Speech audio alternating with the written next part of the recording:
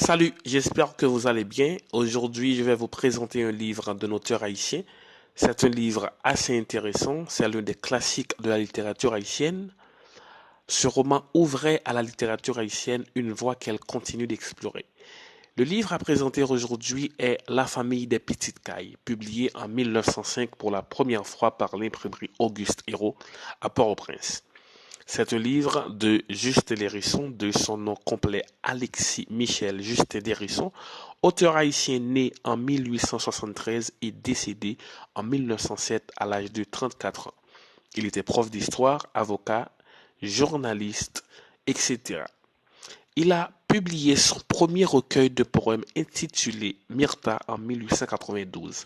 En 1894, il a fondé la revue littéraire Jeune Haïti et en 1898, il a fondé le quotidien Le Soir. Justin Lérisson est connu pour avoir écrit La Dessalinienne en 1903, qui est l'hymne national de la République d'Haïti. L'œuvre littéraire de Justin Lérisson est surtout marquée de deux messes romans, deux audiences, plus exactement la famille des petites cailles 1905 et Zone chez Sanenen 1906. La l'audience LODYANS en créole est un genre littéraire haïtien caractérisé par un récit bref proche du conte. La famille des petites cailles est une audience entre l'auteur Justin Lérisson et Golimet, le personnage narrateur. Dès les premières lignes de la famille des petites cailles, Lérisson met en place la structure de narration que l'on retrouve dans les contes et l'audience de l'oralité haïtienne. Je vous lis un extrait du roman. Quelques mois après leur union, les époux Petite Caille firent un tour à Paris et revinrent dans le pays avec un mobilier précieux. Ils s'installèrent dans un superbe village qu'ils avaient à Turgeau et se mirent à faire des enfants. Ils en eurent 14, mais la mort, jalouse de leur bonheur, leur en enleva successivement 12. Les deux qui leur étaient restés, Lucine et Étienne, devinrent des enfants gâtés. Ils menaient par le bout du nez leur père et mère. Ceux-ci ne s'opposaient à aucun de leurs désirs.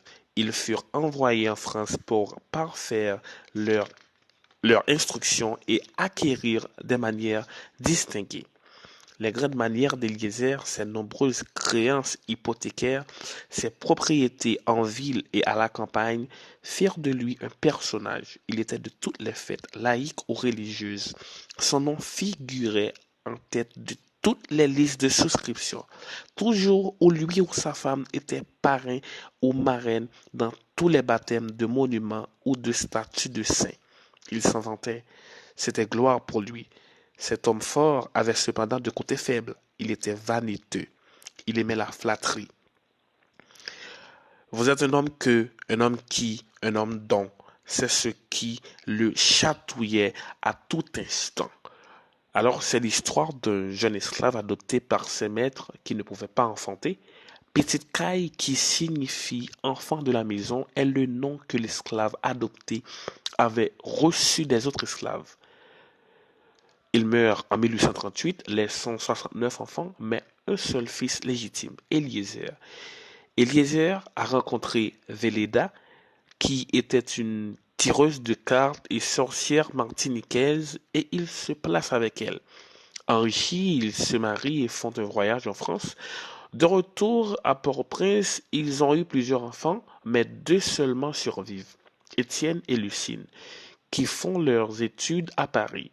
Eliezer est devenu franc-maçon, Eliezer voulait être député, il a recruté Boutnègre, un agent électoral. Grâce à sa générosité, Eliezer devient populaire. Mais au cours d'un soulèvement populaire, il est arrêté et mis en prison et meurt à la suite d'un interrogatoire. Lucine, la fille d'Eliezer, épouse un homme qui la trompe, la vole et la fait mourir en couche. Étienne, son fils, se ruine. Véleda, sa femme, elle devient l'une des 50 maîtresses du général Feuille Lamboy.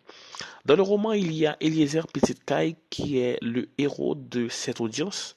À sa mort, ses deux enfants dilapideront l'héritage familial. Le succès du roman tient tout autant à la description comique des mœurs politiques haïtiennes qu'à l'habileté linguistique de l'auteur. On a aussi dans ce roman le plus grand naturel du français au créole, mélangeant les deux langues. Et c'est avec l'agent électoral Boutneg que ce créole francisé ou ce français créolisé prend toute sa saveur. L'hérisson observait attentivement la société haïtienne qui, à une époque particulièrement, était troublée de son histoire. La famille des petites cailles est un roman qui peint la réalité sociale et la réalité politique haïtienne. C'est un roman qui peut vous amuser et qui peut aussi vous inviter à méditer. Justin Hérisson, le plus original des écrivains haïtiens, comme en témoignent ses audiences, a laissé une œuvre qui nous parle.